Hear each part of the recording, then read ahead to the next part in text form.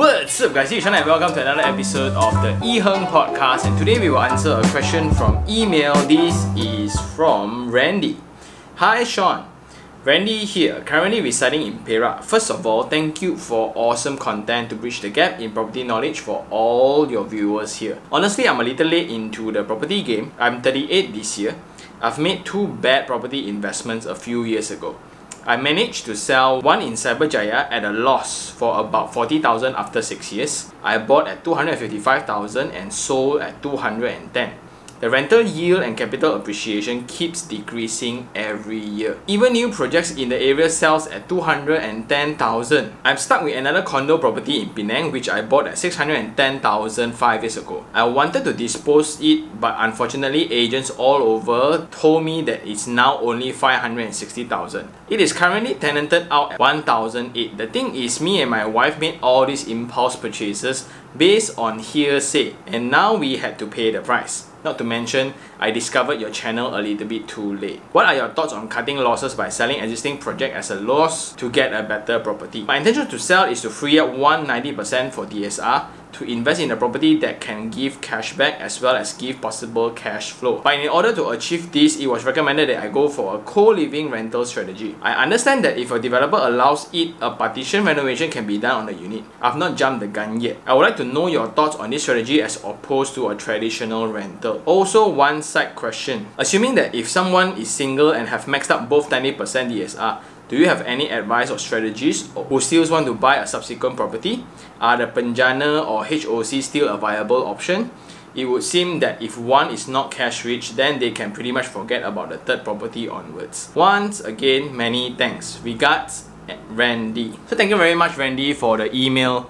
And we will break down the questions one by one. So it's about husband and wife made two mistakes in their property investment journey. Then now they are trying to cut losses, so is it right? So that's generally the topic, but what's more interesting here is the first one. They bought one in Cyberjaya, 250,000. 6 years later, sell at 210. And I still remember this vividly because one of my best friends actually bought properties in Cyberjaya, and generally all of them got burned. Because a lot of people misunderstood the goal of buying properties. The goal is not to buy a cheap property. The goal is to buy a property that will appreciate in value. However, a lot of people are just attracted with low price property. For example, oh, 280,000, Puchong South, which is Cyberjaya lah. Puchong South. Then everybody just go in, oh, so it's next to a mall, it's next to whatever. And I still remember back then, I just advised like, have you checked the rental rates? Because rental rates is the direct reflection of the temporary demand of a location. So if the temporary demand of a particular area is high, the rental rate is the first one to reflect on it before capital appreciation. And Cyberjaya is one location where it's very weird. It's just filled with infrastructure, a lot of universities, a lot of malls, lots of office, lots of job opportunities, well connected, but people are just not moving in.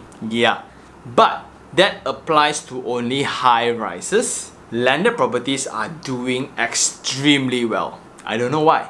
And that's something that I'm really looking forward to figure out later. That's why I just love property so much, right? Also, in this story, it indicates that not all properties make money. A lot of people get into this game most likely because they heard of a property story that makes a lot of money. This uncle made a lot of money just doing properties, right?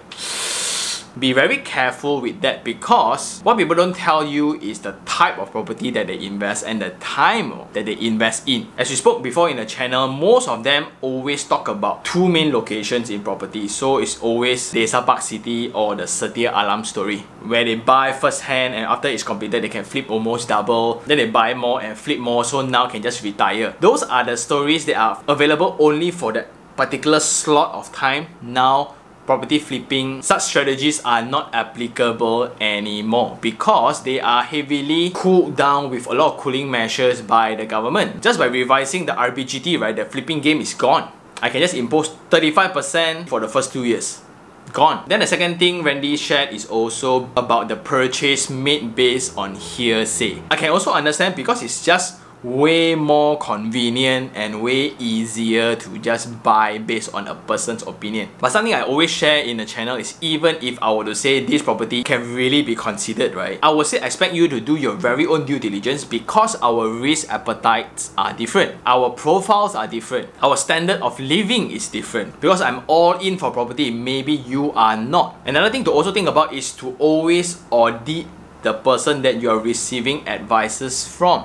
Wow, this one can buy, this one can buy, confirm make money one. Sometimes you think, right, are they even in the same game? Like, if you have bought and you buy like 5 units, right, then okay, you are qualified or you are invested enough for me to have certain influence on it. If that friend is a particular agent that's going to make money off commission from your purchase, not to say that the decision is wrong, but please do your own due diligence. The two things that I really believe on: making the informed decision and taking calculated risk. So the main question from Randy now is, by selling the properties, right, at a loss, is to clear up the slots for 90% loans to buy the new property. Is it wise? To me, yes.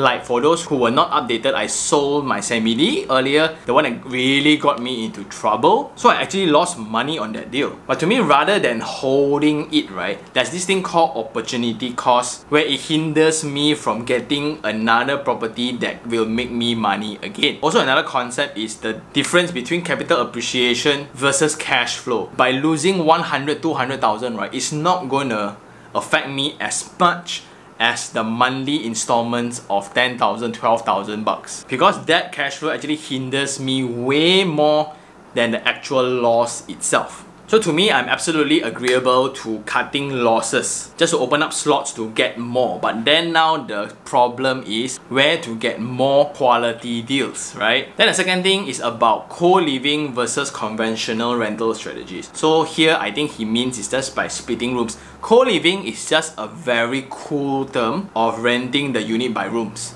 You know, last time when we stay around colleges or campuses, right, the surrounding apartments are usually split by rooms. I can still remember one apartment that I stayed last time. One master bedroom, sleep 5 guys, and everyone just shares the living room as a work desk. And apartments around the entire areas are all the same typology. Do we call it co-living then? No. But then co-living is this new concept where a rental management company actually have a few of these units all together. They work with owners, because not all owners want to manage all these kind of things, so he managed them. And to add in more program, for example, have a badminton session, networking session, talks or whatsoever, to be somewhat like perks for tenants that rent rooms. But actually it's the same thing lah. So is there a thing against such a thing? In my opinion, if you are only one individual owner, I don't see a problem with it.